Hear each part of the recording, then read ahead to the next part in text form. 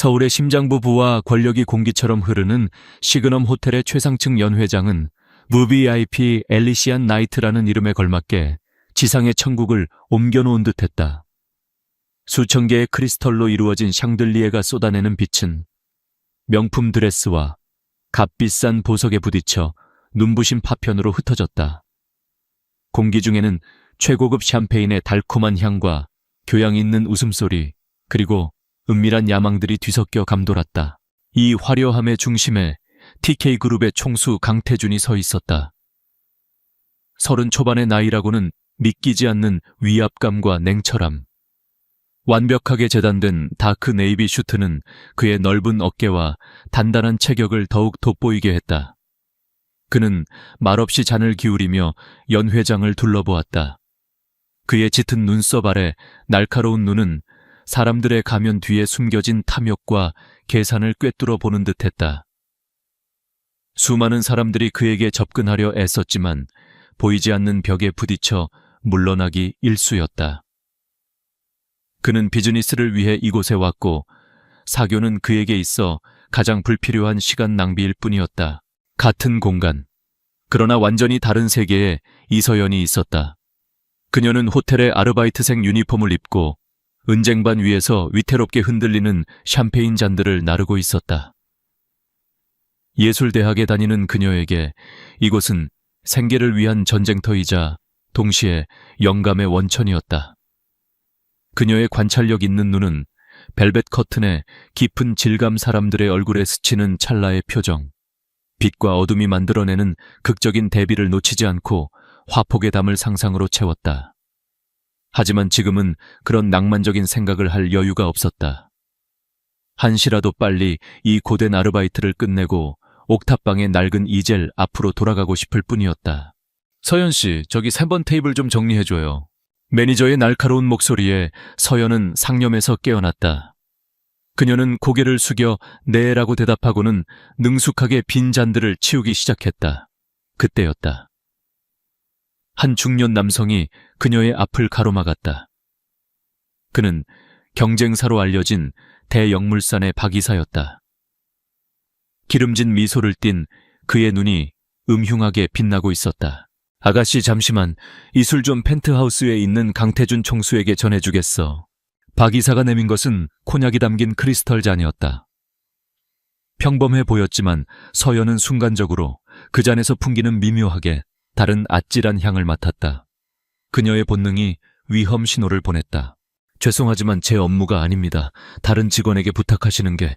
쭈쭈, 융통성하고는 매니저한테는 내가 얘기해두었어. 이건 아주 중요한 손님을 위한 특별 서비스니까 실수 없이 잘 전달해. 박 이사는 거의 명령조로 말하며 억지로 그녀의 손에 잔을 쥐어주었다. 거절할 수 없는 분위기였다. 아르바이트생인 그녀에게 이사의 말은 거역할 수 없는 짓이었다.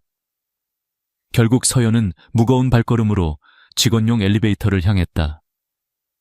펜트하우스로 향하는 내내 심장이 불안하게 뛰었다. 이 한 잔의 술이 그녀의 삶을 송두리째 흔들어 놓을 것이라고는 상상조차 하지 못한 채였다.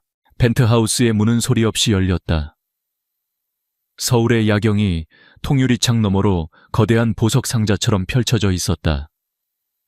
창가에는 강태준이 서 있었다. 넥타이는 느슨하게 풀어져 있었고 셔츠 소매는 걷어 올려져 있었다. 파티에서의 냉정한 모습과는 달리 어딘가 지치고 위태로워 보였다. 그는 이미 파티에서 마신 술에 섞여 있던 약기운 때문에 미세한 현기증을 느끼고 있었다. 누구지? 그의 목소리는 칼날처럼 차가웠다. 서연은 저도 모르게 몸을 움츠렸다. 박 이사님께서 이 술을 전해드리라고. 그 순간 태준의 눈빛이 싸늘하게 돌변했다. 그의 세계에서 이런 식의 접근은 드물지 않았다. 권력을 얻기 위해 혹은 그를 무너뜨리기 위해 여자와 약을 이용하는 비열한 수법들. 그는 눈앞의 아르바이트생 역시 그 추악한 거래의 일부라고 단정했다. 얼마를 받았지? 그의 목소리는 경멸로 가득 차 있었다. 서연은 그 말을 이해하는데 몇 초가 걸렸다. 이해한 순간 온몸의 피가 차갑게 식는 것 같았다. 모욕감에 얼굴이 새빨갛게 달아올랐다. 가난했지만 단 한 번도 자신의 영혼을 팔아 돈을 벌 생각은 해본 적 없었다. 무세운 말씀이신지 저는 그냥 심부름을... 그만해. 내 눈빛에 욕망이라고 쓰여 있는 게 안 보일 줄 알아. 그들이 시키는 대로 하는 꼭두각시 노릇도 지겨울 텐데. 자는 저기 두고 돈은 테이블 위에 있을 거다. 가지고 나가. 그의 잔인한 말들이 비수처럼 그녀의 가슴에 박혔다. 서연의 눈에 눈물이 핑 돌았다. 그녀가 입을 열어 무언가 항변하려던 순간 태준의 몸이 휘청거렸다. 약기운이 마침내 그의 이성을 마비시키기 시작한 것이다. 그는 비틀거리다 소파 위로 쓰러졌다. 저기요, 괜찮으세요? 모욕감도 잊은 채 서연은 놀라서 그에게 달려갔다. 그의 이마는 불덩이처럼 뜨거웠고 식은땀이 흘렀다. 그녀는 의사를 불러야 한다고 생각했지만 상황은 최악으로 치달았다. 그녀가 밖으로 나가 도움을 요청하기 위해 문으로 향했을 때 철컥 하는 소리와 함께 문이 잠겨버렸다. 외부에서 잠글 수 있는 특수 보안 시스템이었다. 박 이사의 치밀한 계략이었다. 서연은 패닉에 빠졌다. 문을 두드리고 소리쳐봤지만 방음이 완벽한 펜트하우스에는 그녀의 절규가 메아리칠 뿐이었다. 창밖에서는 예고했던 대로 폭풍우가 몰아치기 시작했다. 굵은 빗줄기가 유리창을 세차게 때렸고 천둥 소리가 도시의 소음을 삼켰다. 그녀는 완벽하게 고립되었다. 밤은 길고 고통스러웠다. 서연은 의식을 잃은 태준을 소파에 편히 눕히고 젖은 수건으로 그의 이마를 닦아주었다. 그를 경멸했지만 아픈 사람을 그대로 내버려 둘 수는 없었다. 가까이서 본 그의 얼굴은 냉정한 총수의 모습이 아니었다. 깊은 고뇌와 외로움이 잠든 얼굴에 그림자처럼 드리워져 있었다. 하지만 그가 던진 모욕적인 말들은 지워지지 않는 상처로 남아 그녀의 마음을 핥히었다. 그의 세계는 이토록 추악하고 위험한 곳이구나. 돈과 권력을 위해서라면 사람의 존엄성 따위는 아무렇지 않게 짓밟는 곳. 그녀는 한시라도 빨리 이곳을 벗어나고 싶었다. 얼마나 지났을까? 뜬 눈으로 밤을 새운 서연은 동이 트기 시작하는 창밖을 보며 지친 몸을 일으켰다. 태준은 여전히 깊은 잠에 빠져 있었다. 그녀는 조용히 유령처럼 그 공간을 빠져나갈 준비를 했다. 그런데 소파 앞 테이블 위에 놓인 것이 그녀의 눈에 들어왔다. 두툼한 현금 봉투였다. 순간 세상이 무너지는 것 같았다. 그가 의식을 잃기 전 그녀를 위해 준비해둔 돈이었다. 이것이 그가 그녀를 보는 시선이었다. 하룻밤의 대가, 그녀의 존엄성에 매겨진 가격표. 서연은 입술을 깨물었다. 눈물이 뺨을 타고 흘러내렸지만 그녀는 소리내어 울지 않았다. 대신 그녀는 조용히 펜트하우스의 비상 잠금 장치를 풀고 새벽의 희미한 빛 속으로 걸어나갔다. 호텔을 빠져나와 비에 젖은 거리를 정신없이 걸었다. 하늘은 그녀의 마음처럼 잿빛이었다. 그녀는 곧장 자신의 옥탑방으로 돌아갔다. 그리고 결심했다. 이 지긋지긋한 도시, 그녀의 꿈과 존엄성을 한꺼번에 짓밟아버린 이 서울을 떠나기로. 그녀는 최소한의 짐만 챙겼다. 아끼던 캔버스와 물감 몇 벌의 옷, 그리고 매니저에게는 몸이 아프다는 짧은 문자 메시지 하나만 남겼다. 학교에는 휴학계를 냈다. 그녀의 존재를 증명하던 모든 것들을 뒤로 한 채 그녀는 아침 첫 차에 몸을 실었다. 어디로 가야 할지 정해진 것은 없었다. 그저 이 남자와 이 도시의 기억이 닿지 않는 곳이면 어디든 상관없었다. 강태준이 지독한 두통과 함께 눈을 떴을 때 펜트하우스는 정적에 휩싸여 있었다. 희미한 기억의 파편들이 머릿속을 맴돌았다. 아르바이트생의 겁에 질린 눈동자, 그리고 자신이 내뱉었던 경멸적인 말들, 그리고 테이블 위에 그대로 놓여있는 현금 봉투. 그녀는 돈을 가져가지 않았다. 그는 무언가 잘못되었음을 직감했다. 곧바로 비서를 시켜 어젯밤의 모든 상황을 파악하게 했다. CCTV 영상과 내부 조사를 통해 박 이사의 계략 그리고 그녀가 억지로 심부름을 왔다가 갇혔다는 사실이 드러났다. 그녀는 희생자였다. 그런데 자신은 그녀에게 씻을 수 없는 상처를 주었다. 태준은 당장 그녀를 찾으라고 지시했다. 하지만 그녀는 이미 연기처럼 사라진 후였다. 그녀의 이름은 이서연, 예술대학 학생. 그러나 학교는 휴학 처리되었고 옥탑방은 비어 있었으며 아르바이트는 그만둔 상태였다. 서울이라는 거대한 도시에서 그녀의 흔적은 그날 아침 비와 함께 완벽하게 씻겨 내려갔다. 3년의 시간이 흘렀다. 강태준의 세계에서 3년은 수십 개의 빌딩이 올라가고 수조 원의 돈이 오가며 기업의 명운이 바뀌기에 충분한 시간이었다. 하지만 이서연에게 3년은 서울의 잿빛 기억을 밀어내고 새로운 색채로 자신의 삶을 채워나가는 시간이었다. 그녀가 정착한 곳은 동해안의 작은 항구 도시 세진이었다. 서울의 숨막히는 속도와는 정반대로 이곳의 시간은 느리고 평화롭게 흘렀다. 아침이면 갈매기 소리와 함께 잠에서 깼고 창문을 열면 짭조름한 바다 내음이 밀려왔다.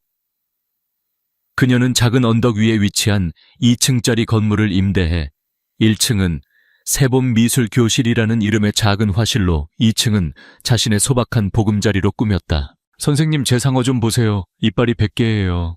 7살짜리 민준이가 자랑스럽게 자신의 그림을 들어 보였다. 서연은 무릎을 굽혀 아이와 눈을 맞추며 활짝 웃었다. 우와 정말 멋진 백상아리네. 이 파란색은 꼭 세진 앞바다 색깔 같다. 그녀의 칭찬에 민준이의 얼굴에 뿌듯한 미소가 번졌다. 화실하는 아이들의 웃음소리와 크레파스 냄새, 그리고 희망으로 가득 차 있었다. 벽에는 아이들이 그린 서툴지만 개성 넘치는 그림들이 가득 걸려 있었다. 3년 전 겁에 질려 도망치던 21살의 이서연은 이제 없었다. 지금의 그녀는 아이들에게 사랑받는 세봄 선생님이자 조용히 자신의 작품 활동을 이어가는 화가였다. 그녀는 밤이 되면 2층 작업실에서 캔버스 앞에 섰다.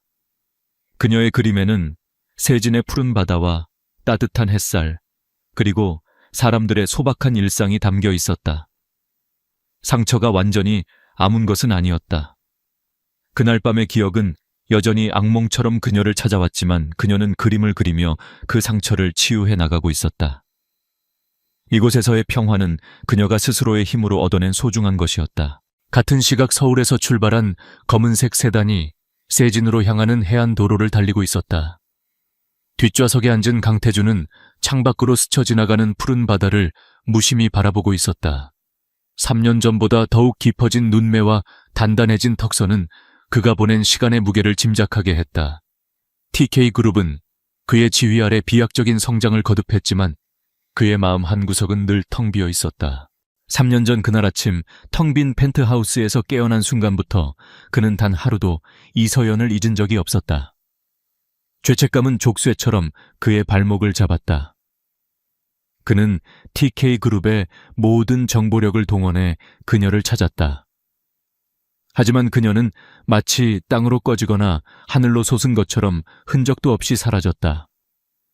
그녀가 얼마나 큰 상처를 받고 얼마나 큰 결심을 하고 자신을 지웠는지 깨닫는 것은 고통스러운 과정이었다.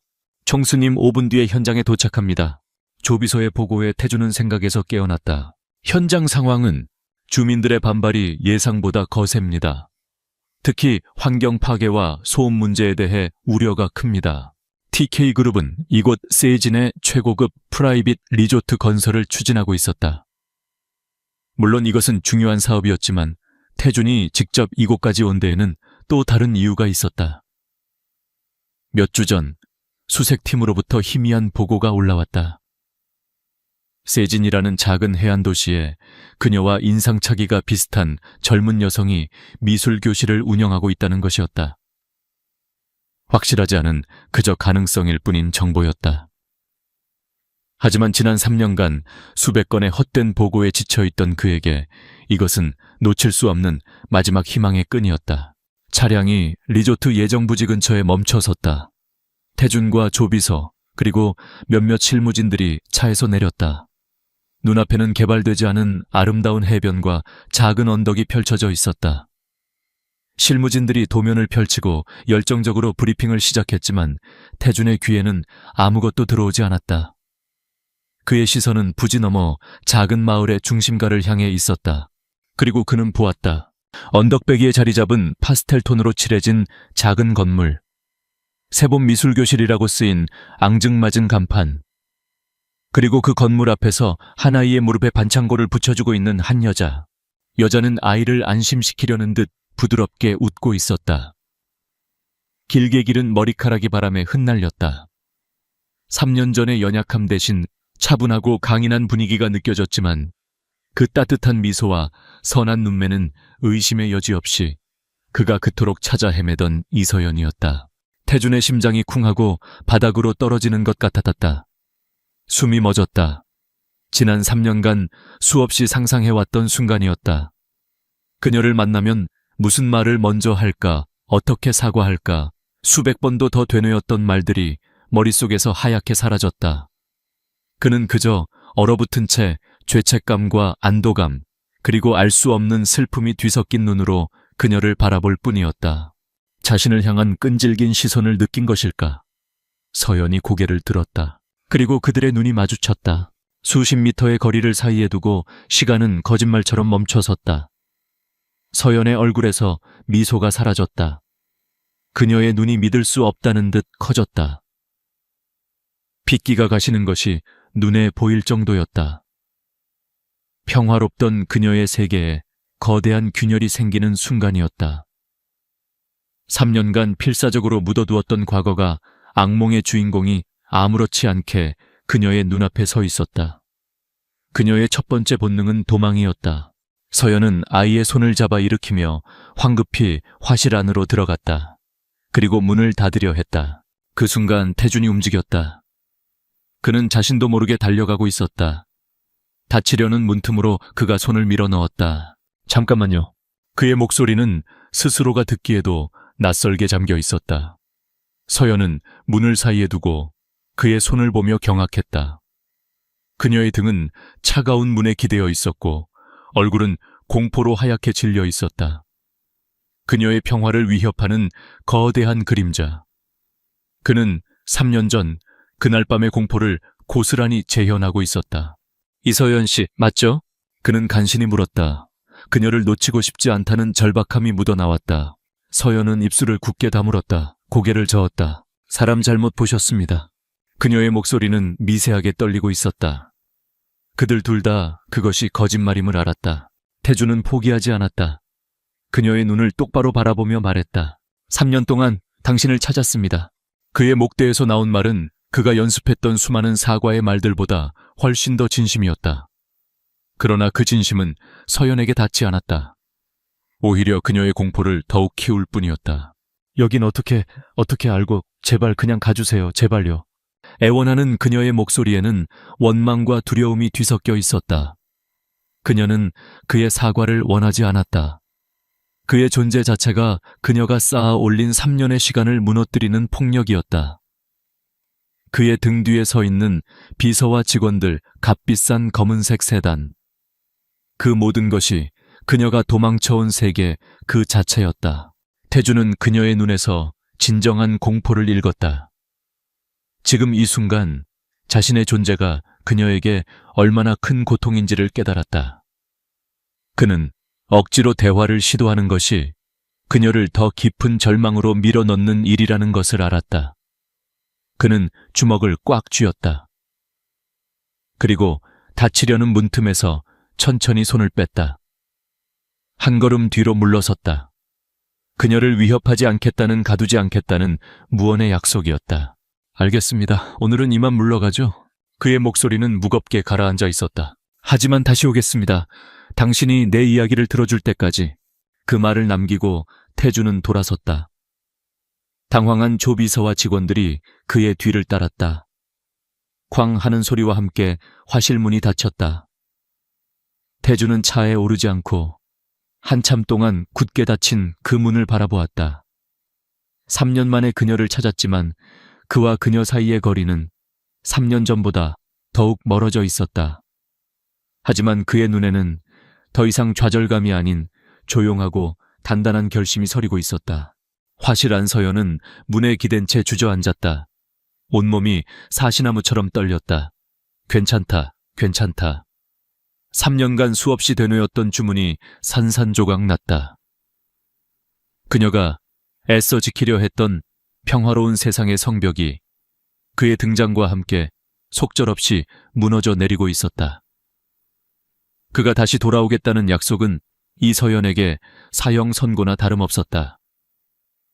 그날 이후 그녀가 3년간 쌓아 올린 평화로운 일상은 모래성처럼 위태롭게 흔들렸다. 창밖을 지나는 검은색 세단 한 대에도 심장이 덜컥 내려앉았고 낯선 구둣발 소리만 들려도 온몸의 신경이 곤두섰다. 아이들 앞에서는 억지로 미소를 지었지만 그림을 가르치는 손은 미세하게 떨리고 있었다. 하지만 강태준은 그녀의 예상과 다르게 행동했다. 그는 화실문을 두드리지도 그녀의 앞을 막아서지도 않았다. 대신 그는 세진의 조용한 거점을 마련했다. 리조트 건설 프로젝트를 총괄 지휘한다는 명목하에 그는 항구가 내려다 보이는 작은 2층 집을 단기 임대했다. 근처 대도시의 최고급 호텔을 제안하는 조 비서의 말을 그는 단칼에 잘랐다. 그의 목적은 단순히 머무는 것이 아니었다. 그는 이 작은 도시에 그리고 그녀의 일상의 위협이 아닌 일부로 스며들고 싶었다. 그의 하루는 조용한 관찰로 시작되었다. 그는 새벽 어시장을 찾아가 갓 잡은 생선을 경매하는 거친 활기를 지켜보았고 동네의 작은 백반집에서 어부들과 함께 아침 식사를 했다. 꼬부랑 할머니가 운영하는 채소 가게에 들러서는 서툰 솜씨로 직접 장을 보기도 했다. TK그룹의 총수 강태준의 모습은 어디에도 없었다. 그저 한 명의 이방인 강태준이라는 남자가 그곳에 있을 뿐이었다. 이러한 그의 행동은 서연을 더욱 혼란스럽게 만들었다. 그녀는 화실 창문을 통해 혹은 시장에 장을 보러 갔다가 우연히 그를 보았다. 그녀가 기억하는 그는 오만하고 냉정하며 세상을 발알아해 둔 사람이어야 했다. 하지만 그녀의 눈에 비친 그는 혼자였고 조용했으며 때로는 어색해 보이기까지 했다. 그는 마을 어른들에게 깍듯이 허리를 숙였고 아이들에게는 멀찍이서 부드러운 시선을 보냈다.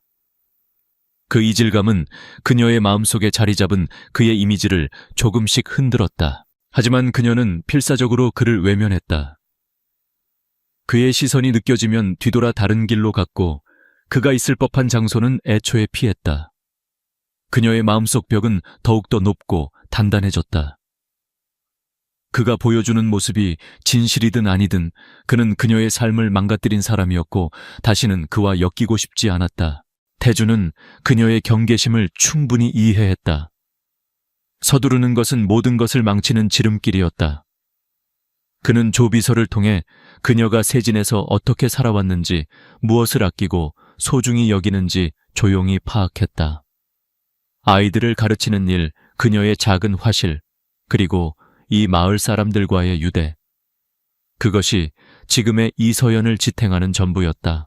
어느 날 그는 조비서로부터 새봄 미술교실이 재정적으로 넉넉지 않아 아이들에게 제공하는 미술용품의 질이 그다지 좋지 않다는 보고를 받았다. 며칠 후 화실 앞으로 커다란 택배 상자들이 배달되었다.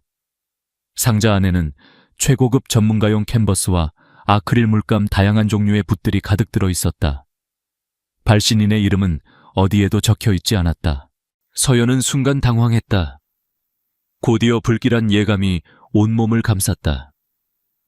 직감적으로 그가 보낸 것임을 알 수 있었다. 분노가 치밀어 올랐다. 3년 전 그날 밤처럼 또다시 돈으로 자신을 대하려는 것인가. 그의 친절은 그녀에게 또 다른 형태의 모욕으로 다가왔다. 그녀는 당장이라도 이 물건들을 그의 얼굴에 집어 던지고 싶었지만 어디로 돌려보내야 할지조차 알 수 없었다. 선의로 포장된 그의 행동은 오히려 그녀의 상처를 더욱 깊게 파고들었다. 한편 태준이 세진에 머무는 시간이 길어질수록 리조트 프로젝트를 향한 반대의 목소리도 점점 더 거세지고 교묘해졌다. 처음에는 환경 파괴를 우려하는 순수한 주민들의 목소리가 대부분이었지만 어느 순간부터 그 양상이 달라지기 시작했다. TK그룹 같은 대기업이 들어오면 우리 같은 영세상인들은 다 죽어. 그놈들이 밤에 몰래 바다에 폐수를 버린다는 소문이 있어. 근거 없는 악성 루머들이 걷잡을 수 없이 퍼져나갔다. 일부 주민들은 돈에 매수되어 전문 시위꾼처럼 행동하며 분위기를 험악하게 만들었다. 태주는 이 모든 일의 배후에 경쟁사인 태영건설에 최 회장이 있다는 것을 알고 있었다. 최 회장은 비열하고 무자비하기로 업계에 소문이 자자한 인물이었다.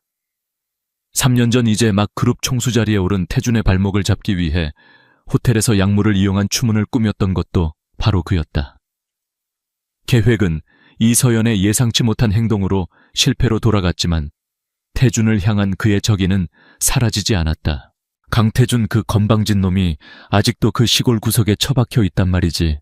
태영건설 회장실 최 회장은 시가를 질겅거리며 음흉하게 웃었다. 네, 회장님. 리조트 사업을 직접 챙기는 모양입니다.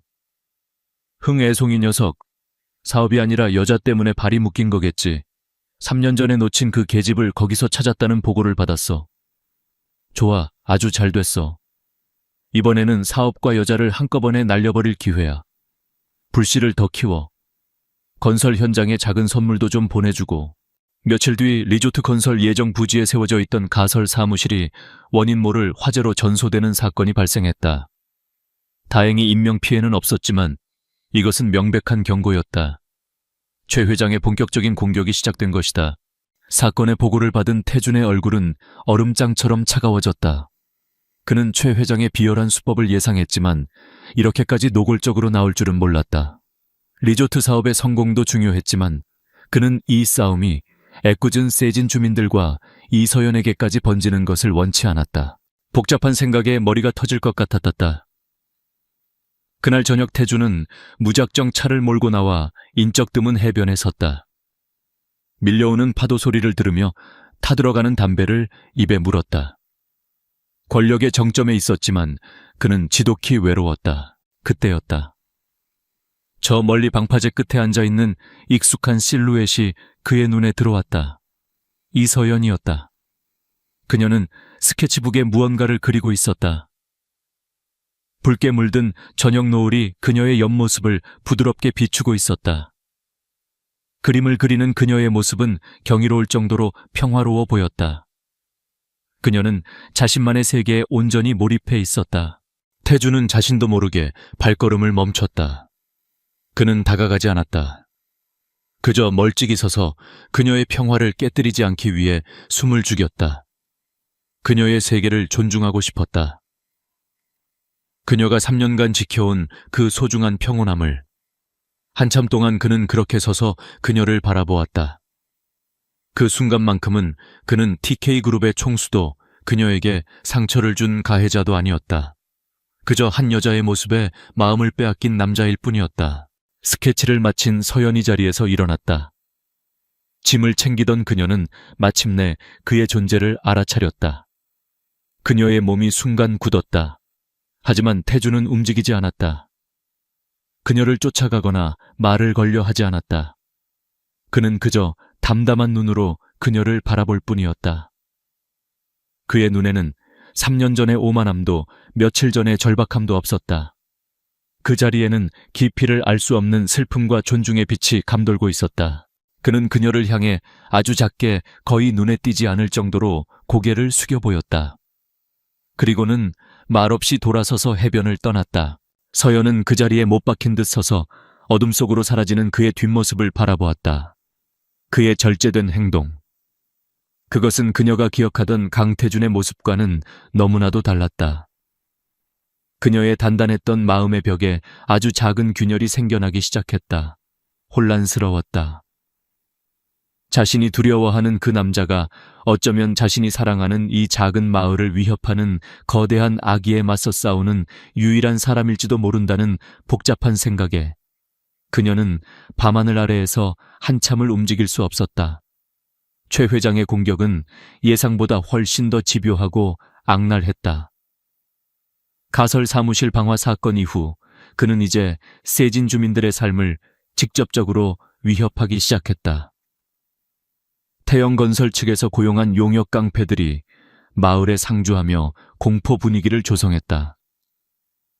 그들은 밤마다 술에 취해 고성을 지르며 돌아다녔고 리조트 건설에 찬성하는 주민들의 가게에 찾아가 행패를 부렸다. 이봐 할멈 장사 접고 싶어 TK그룹한테 얼마 받아먹었어. 용역들은 서연의 화실 바로 아래층에 있는 작은 식당에 쳐들어가 기물을 부수고 주인 할머니를 위협했다. 비명 소리를 듣고 뛰쳐나온 서연은 산산조각난 유리파편과 겁에 질려 떨고 있는 할머니의 모습을 보고 온몸의 피가 차갑게 식는 것을 느꼈다. 그만두세요. 경찰에 신고하기 전에 당장 나가요.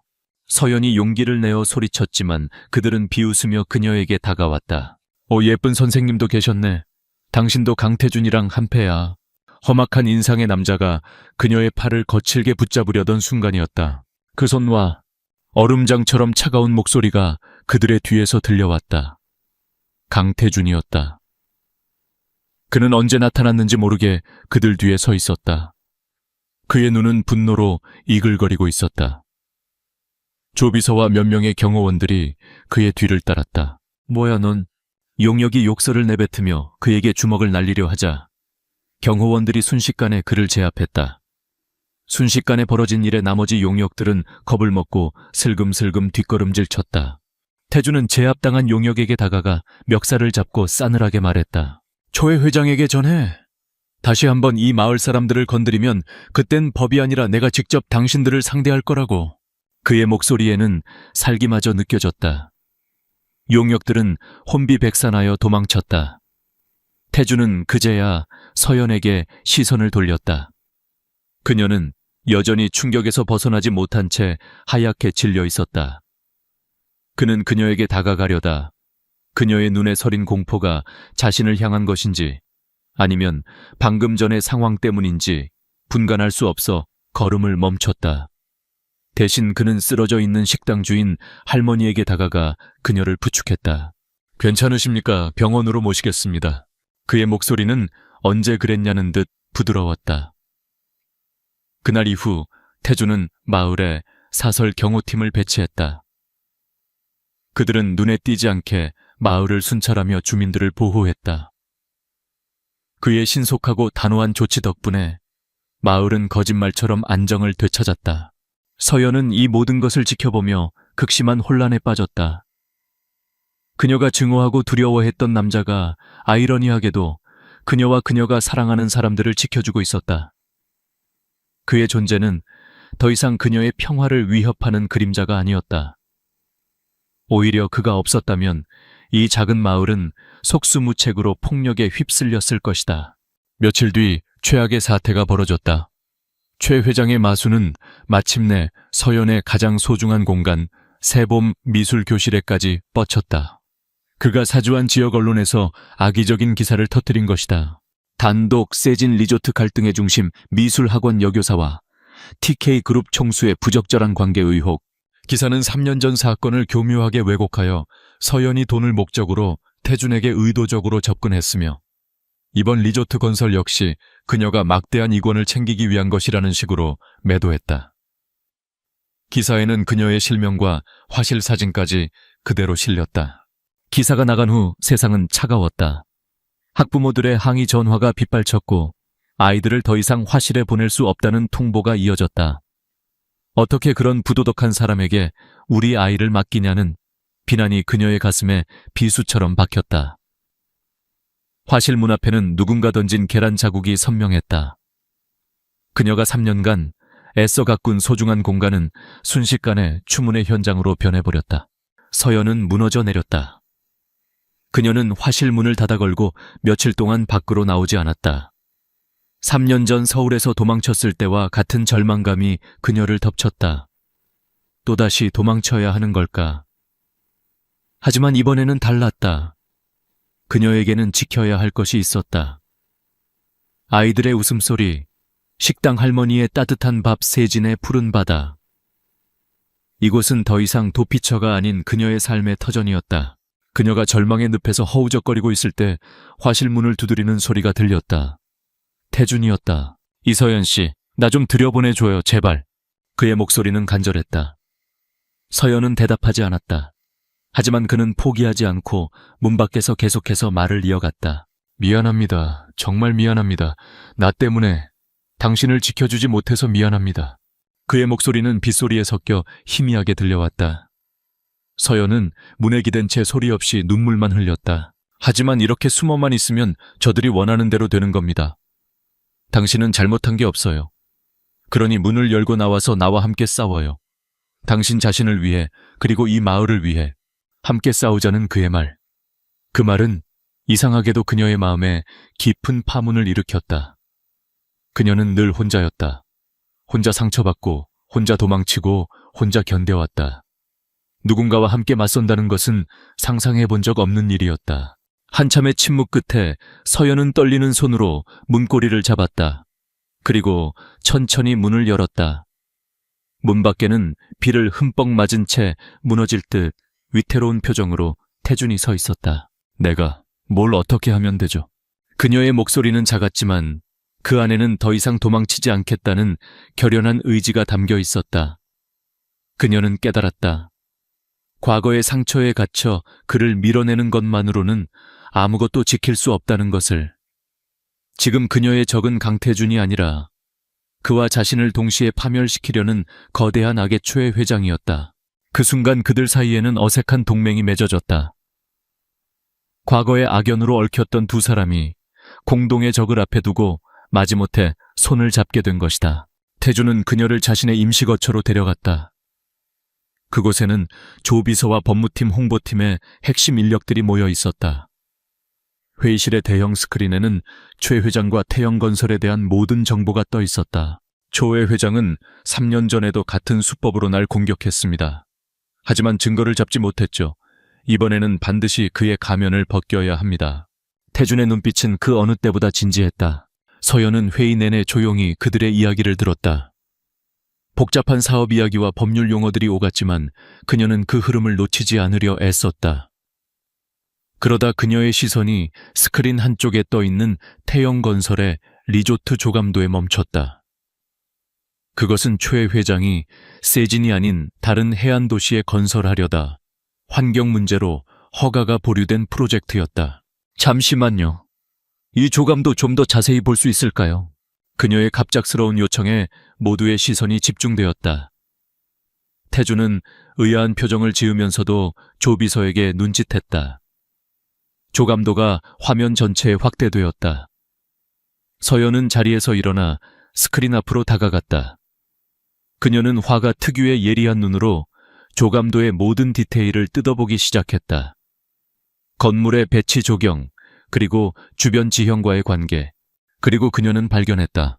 아무도 눈치채지 못했던 아주 사소하지만 치명적인 무언가를. 이상해요. 이 디자인 어딘가 익숙한데. 그녀의 중얼거림에 태준이 물었다. 뭐가 이상하다는 거죠? 서연은 스크린의 한 부분을 손가락으로 가리켰다. 이 부분이에요. 건물의 구조와 배치가 마치 무언가를 숨기기 위해 억지로 끼워 맞춘 것처럼 부자연스러워요. 마치 거대한 배수시설을 감추려는 것처럼. 그녀의 말에 회의실에 있던 모든 사람들이 숨을 죽였다. 그녀의 직감적인 지적은 TK그룹의 최고 엘리트들이 수많은 데이터를 분석하고도 찾아내지 못했던 사건의 본질을 꿰뚫는 한 줄기 빛이었다. 이서연의 지적은 회의실의 분위기를 완전히 바꿔놓았다. TK그룹의 최고 엘리트들은 그녀가 가리킨 조감도의 한 부분을 확대하고 분석하기 시작했다. 처음에는 반신반의하던 그들의 표정이 시간이 지날수록 경악으로 변해갔다. 그녀의 직감은 정확했다. 태영건설의 리조트 설계되는 주변 자연경관과 어울리지 않는 의도적으로 위장된 거대한 지하 구조물이 숨겨져 있었다. 이건 공업용 폐수 처리 시설 규모입니다. 일반 리조트에서 나올 생활 하수 처리 시설이라고 보기에는 터무니없이 큽니다. TK그룹의 건설 기술팀장이 흥분된 목소리로 말했다. 강태준의 눈빛이 날카롭게 빛났다. 퍼즐 조각들이 하나씩 맞춰지기 시작했다. 초회 회장은 처음부터 리조트 사업에 관심이 없었어. 그의 진짜 목적은 다른 곳에 있었던 거야. 태준의 지시에 따라 팀은 즉시 태영건설의 과거 프로젝트와 자금 흐름을 재추적했다. 서연이 제시한 위장된 배수시설이라는 새로운 단서를 가지고 파고들자 그동안 보이지 않았던 추악한 진실이 서서히 모습을 드러냈다. 최 회장은 몇 년 전부터 중국의 한 화학 공장과 비밀리에 계약을 맺고 그들의 막대한 양의 산업 폐기물을 불법적으로 처리해주고 있었다. 그는 자신이 건설하는 리조트나 공장 부지 지하에 거대한 비밀 폐기물 처리 시설을 만들어 정화되지 않은 독성 폐기물을 심해에 몰래 방류하는 방식으로 엄청난 이익을 챙겨왔다. 그가 세진에 그토록 집착했던 이유도 이곳의 깊은 수심과 복잡한 조류가 폐기물을 은폐하기에 최적의 장소였기 때문이었다. 미친 자식. 태준의 입에서 나지막한 욕설이 터져 나왔다. 이것은 단순한 사업 경쟁이 아니었다. 자신들의 이익을 위해 한 도시의 생태계와 주민들의 생명을 담보로 한 용서받을 수 없는 범죄였다. 이제 목표는 명확해졌다. 최 회장의 범죄를 입증할 결정적인 증거를 확보하는 것. 그때부터 강태준과 이서연의 기묘한 공조가 시작되었다. 태준의 임시거처는 24시간 불이 꺼지지 않는 전쟁 상황실이 되었다. 태준은 자신의 모든 인맥과 자원을 동원해 최 회장의 뒤를 쫓았고 서연은 그 옆에서 조용히 자신의 역할을 해냈다. 그녀는 더 이상 과거의 상처에 얽매여 두려워하는 피해자가 아니었다. 그녀의 예술가적 감수성과 날카로운 관찰력은 아무도 생각지 못한 곳에서 빛을 발했다.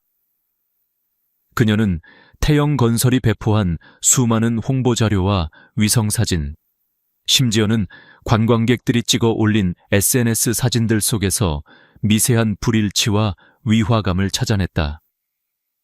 마치 숨은 그림 찾기를 하듯 그녀는 최 회장이 남긴 거짓의 흔적들을 하나씩 발견해냈다.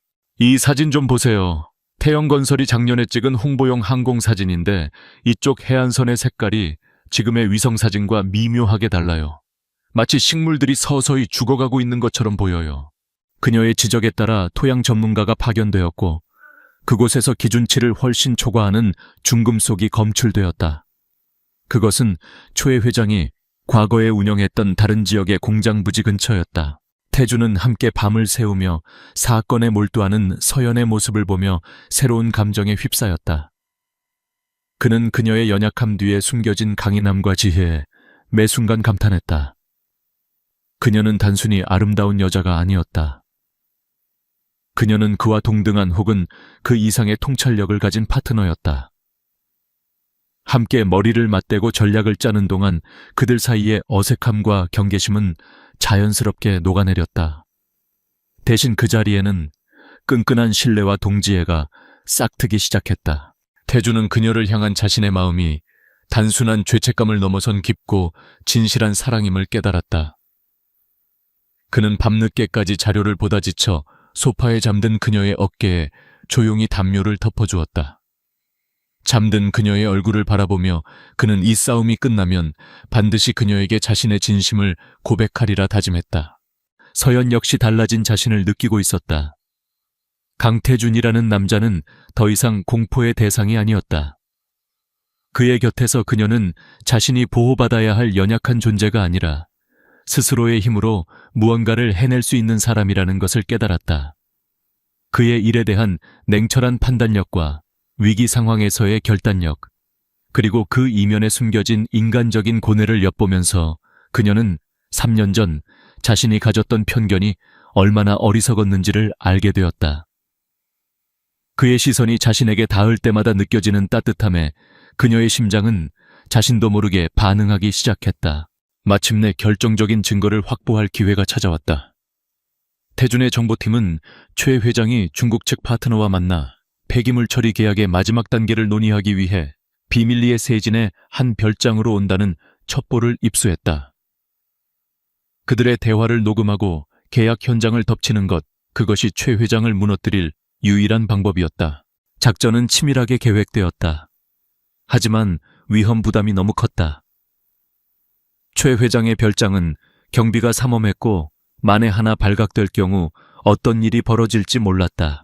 이번 일은 너무 위험해. 당신은 여기에 남아있어 줘요. 태준이 단호하게 말했다. 그는 서연을 위험에 빠뜨릴 수 없었다. 하지만 서연은 고개를 저었다. 아니요, 저도 가야겠어요. 제가 도울 수 있는 일이 있을 거예요. 그녀의 눈빛은 확고했다. 그녀는 더 이상 뒤에 숨어있고 싶지 않았다. 초회 회장은 예술품 수집가로도 유명해요. 특히 현대미술에 관심이 많죠. 어쩌면 제가 경비원들의 시선을 다른 곳으로 돌릴 수 있을지도 몰라요. 예를 들면 길을 잃은 미술학도인 척하는 거죠. 그녀의 제안은 대담했지만 설득력이 있었다. 태주는 잠시 고민했지만 그녀의 눈에 서린 결의를 꺾을 수 없었다. 결국 그는 그녀와 함께 가는 것을 허락했다. 대신 그는 자신의 최정예 경호팀을 동원해 만반의 준비를 했다. 작전 당일 밤 달빛마저 구름에 가려진 칠흑 같은 어둠이 내렸다. 태준과 그의 팀은 별장 주변에 잠입했고 서연은 약속대로 이젤과 스케치북을 들고 길을 잃은 여행객처럼 별장 정문으로 향했다. 여긴 사유지입니다. 당장 돌아가세요. 경비원들이 그녀를 막아섰다. 서연은 미리 준비한 대로 겁에 질린 표정으로 더듬거리며 말했다. 죄송해요. 제가 야경을 그리러 왔다가 길을 잃어서 혹시 전화 한 통만 쓸 수 있을까요? 휴대폰 배터리가 나갔어요. 그녀의 순진한 외모와 간절한 표정에 경비원들의 경계심이 조금 누그러졌다. 그들이 그녀를 상대하며 잠시 한눈을 파는 사이 태준과 그의 팀은 소리 없이 담을 넘어 별장 안으로 잠입하는 데 성공했다. 이제 남은 것은 최 회장과 중국 측 파트너의 대화를 녹음하는 것뿐이었다. 태준은 소형 녹음기를 든 채 그들이 회의를 하고 있는 서재의 창문 아래로 조심스럽게 접근했다. 그의 심장이 세차게 뛰었다. 이서연의 그리고 세진의 운명이 그의 손에 달려 있었다. 별장 서재의 창문 아래 강태준은 숨을 죽였다. 소형 녹음기의 빨간 불빛이 그의 절박한 심장박동처럼 깜빡였다. 창문 너머로 최 회장의 기름진 목소리가 흘러나왔다. 헤어허, 왕 사장 걱정 마시오. 세진 앞바다는 수심이 깊고 조류가 복잡해서 흔적도 없이 사라질 거요. 이건 그 누구도 상상 못할 완벽한 사업이란 말이지. 그래도 TK그룹의 강태준이란 놈이 호시탐탐 노리고 있다던데 괜찮겠소. 그 애송이하, 지금쯤 여자 문제에 발목이 잡혀 정신이 없을걸. 3년 전에도 그랬던 것처럼 말이야. 이번에도 그 여자를 이용해 언론에 터뜨리면 그놈은 끝장이야. 그러니 계약서에 서명이나 하시지. 최 회장의 비열한 웃음소리가 밤 공기를 갈랐다. 태준은 주먹을 꽉 쥐었다. 분노가 머리끝까지 치밀었지만 그는 냉정함을 유지했다. 모든 것이 녹음되고 있었다. 이것이 바로 그를 지옥으로 보낼 증거였다. 그때였다. 별장 정문 쪽에서 소란이 일었다. 경비견이 짖기 시작했고 경비원들의 다급한 목소리가 들려왔다. 태준의 심장이 철렁 내려앉았다. 이서연에게 무슨 일이 생긴 것인가? 정문 앞에서 이서연은 아야 하는 작은 비명과 함께 일부러 이젤을 쓰러뜨렸다. 물감과 붓들이 어두운 바닥으로 요란한 소리를 내며 흩어졌다. 어머, 어떡해. 제 물감들. 그녀는 당황한 척하며 쪼그려 앉아 흩어진 미술 도구들을 허둥지둥 줍기 시작했다. 그녀의 연기는 완벽했다. 경비원들은 갑작스러운 소란에 잠시 서재 쪽의 경계를 잊고 그녀에게 시선을 돌렸다. 그 짧은 순간이 태준에게는 천금 같은 시간이었다. 서재 안초의 회장과 왕 사장이 계약서에 막펜을 대는 순간 태준은 팀에게 신호를 보냈다. 지금이다. 쾅 하는 굉음과 함께 서재의 유리창이 깨지며 검은 옷을 입은 태준의 경호팀과 미리 연락을 받고 대기하고 있던 환경범죄 수사대 경찰들이 들이닥쳤다. 움직이지마, 모두 손머리 위로. 서재는 순식간에 아수라장이 되었다. 최 회장의 얼굴은 경악과 분노로 일그러졌다. 그는 본능적으로 계약서를 찢어버리려 했지만 이미 태준이 그의 앞을 막아선 후였다. 끝났습니다, 최 회장. 태준의 목소리는 지독히도 차가웠다. 최 회장은 자신을 무너뜨린 것이 그토록 경멸했던 애송이 강태준이라는 사실에 이성을 잃고 달려들었다. 하지만 그의 주먹은 허공을 갈랐고 그는 경찰의 손에 무력하게 제압당했다. 작전이 시작됨과 동시에 서연은 약속대로 경호원 한 명의 보호를 받으며 신속하게 현장을 벗어났다. 멀리서 들려오는 사이렌 소리를 들으며 그녀는 작전이 성공했음을 직감했다. 가슴 벅찬 안도감과 함께 기나긴 악몽이 끝나가고 있다는 예감이 들었다. 최 회장은 현장에서 체포되었지만 그의 힘은 막강했다. 그는 법조계의 인맥을 총동원해 구속적 부심을 통해 풀려났다. 그리고는 곧바로 기자회견을 자청했다. TK그룹이 유망한 경쟁사를 죽이기 위해 증거를 조작하고 자신을 함정에 빠뜨렸다는 적반하장격의 주장을 펼치기 위해서였다. 여론을 자신의 편으로 돌려 수사에 압력을 넣으려는 마지막 발악이었다. 기자회견장은 수백 명의 기자들로 발 디딜 틈이 없었다. 단상 위에 선 최 회장은 초췌하지만 오히려 더 도끼 오른 표정으로 마이크를 잡았다. 존경하는 국민 여러분, 그리고 언론인 여러분, 저는 오늘 거대 자본의 횡포를 고발하기 위해 이 자리에 섰습니다. TK그룹의 강태준 총수는 자신의 야욕을 위해 저와 태영건설을 파렴치한 범죄 집단으로 매도했습니다. 그는 교묘한 거짓말로 자신을 피해자로 둔갑시켰다. 그리고 마침내 이서연을 향해 독화살을 날렸다. 강태준 총수는 심지어 과거에 부적절한 관계를 맺었던 한 여성을 내세워 저를 음해하는 공작까지 벌였습니다. 순진한 여성을 자신의 사업적 야망을 위한 도구로 이용한 것입니다. 기자회견장은 술렁이기 시작했다. 카메라 플래시가 미친 듯이 터져 나왔다. 최 회장의 마지막 승부수가 통하는 것처럼 보였다. 바로 그 순간 기자회견장의 육중한 뒷문이 열렸다. 모든 사람의 시선이 그곳으로 쏠렸다. 강태준이 들어서고 있었다. 그의 곁에는 조금의 흔들림도 없는 차분하고 위험 있는 걸음으로 이서연이 함께 걷고 있었다. 그녀의 등장은 그 자체로 엄청난 충격이었다.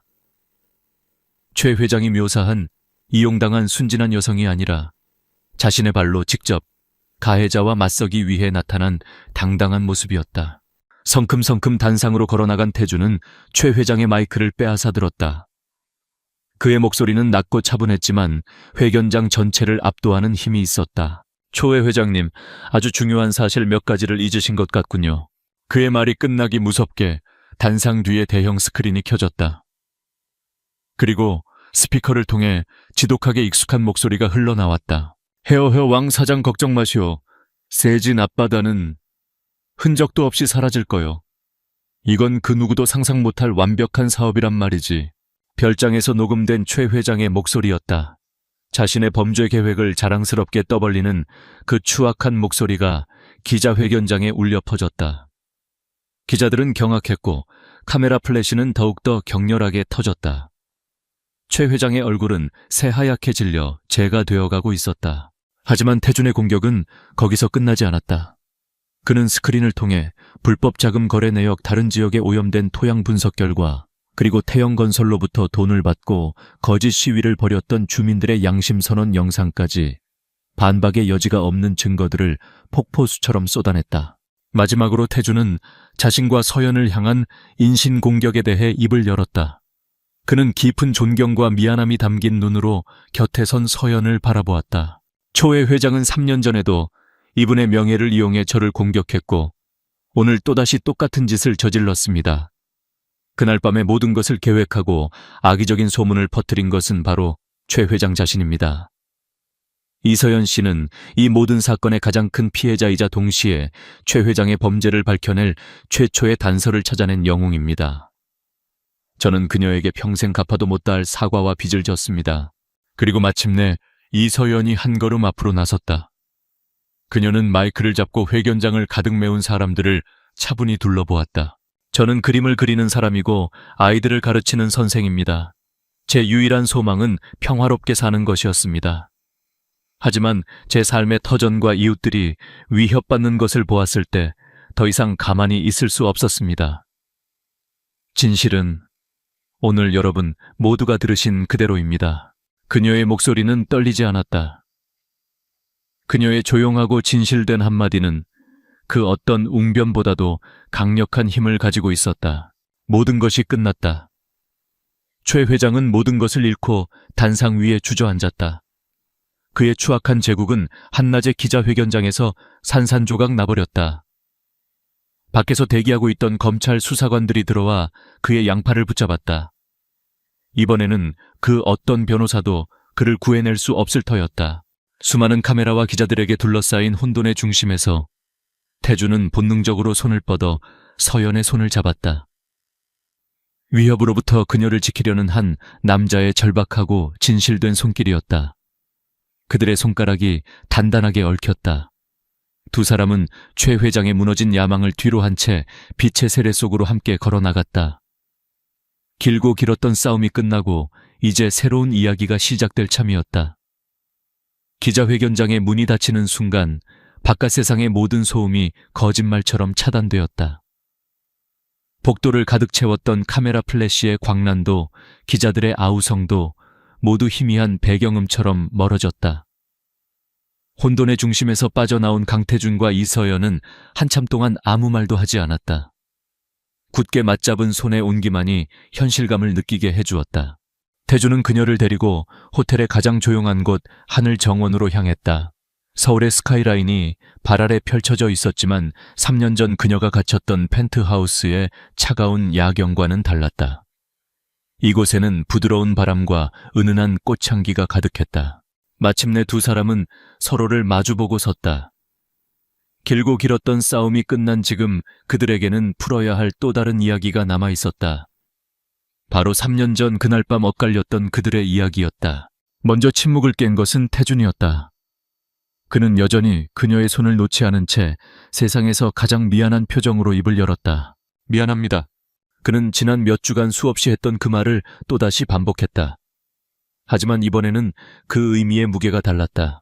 그날 밤 내가 당신에게 했던 모든 말들, 내뱉었던 모든 행동들, 진심으로 사과합니다.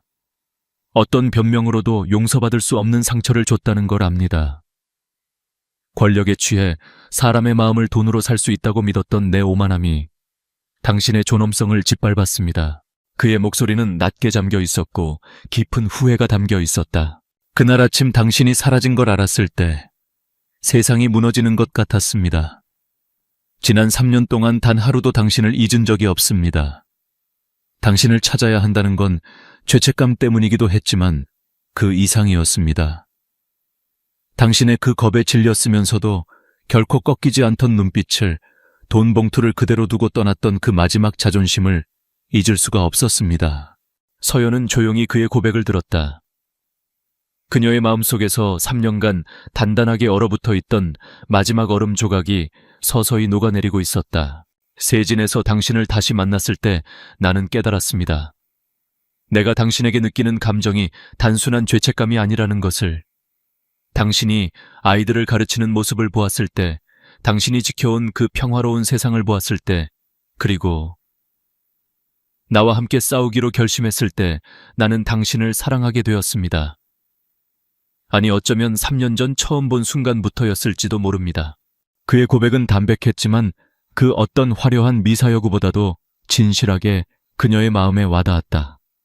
그는 그녀의 손을 더 꽉 잡으며 간절하게 물었다. 이서연 씨, 내게 당신의 상처를 보듬고 당신의 곁에서 당신의 삶을 함께 지켜나갈 기회를 주시겠습니까? 서연은 그를 올려다보았다. 그의 눈에는 한 남자의 절박하고 순수한 사랑이 가득 담겨 있었다. 그녀는 지난 몇 주간 그가 보여준 모습을 떠올렸다. 주민들을 지키기 위해 망설임 없이 나섰던 모습, 그녀의 재능을 존중하고 믿어주었던 모습, 그리고 위험한 순간에 그녀를 보호하기 위해 자신의 모든 것을 걸었던 모습. 그녀가 보았던 것은 더 이상 3년 전의 오만한 총수가 아니었다. 고독하고 상처받았지만 누구보다 강하고 따뜻한 마음을 가진 남자 강태준이었다. 그녀는 마침내 옅은 미소를 지었다. 눈가에는 작은 이슬이 맺혔다. 당신은 이미 그렇게 하고 있었어요. 그녀의 대답에 태준의 눈이 커졌다. 당신은 이미 내 상처를 보듬어 주었고 내 삶을 지켜주었어요. 당신이 아니었다면 전 또다시 도망쳤을 거예요. 강태준 씨, 당신 덕분에 저는 더 이상 도망치지 않는 법을 배웠습니다.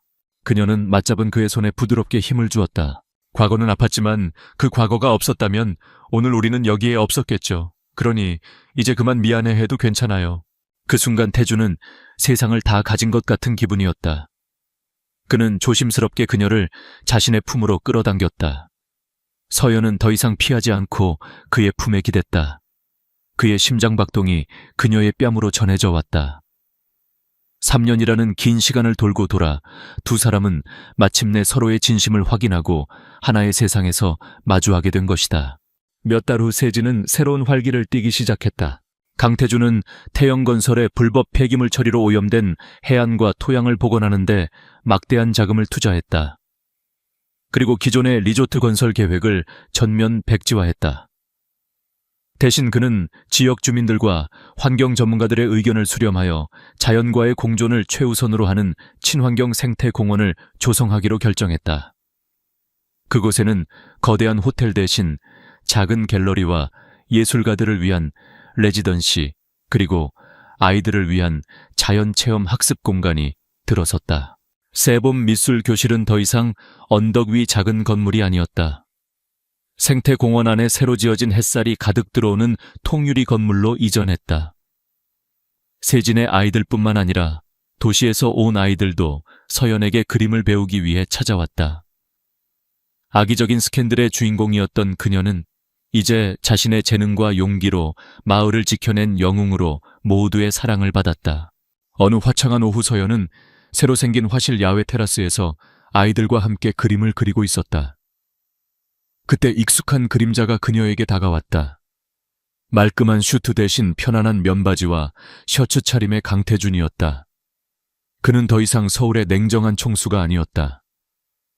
그는 주말마다 서울과 세진을 오가며 이제는 제법 익숙하게 마을 사람들과 인사를 나누는 서연의 든든한 연인이었다. 오늘 우리 화가님들 작품은 어떤가? 그가 서연의 어깨를 감싸 안으며 다정하게 물었다. 보세요, 민준이가 그린 바다거북이에요. 곧 우리 앞바다로 돌아올 친구들이죠.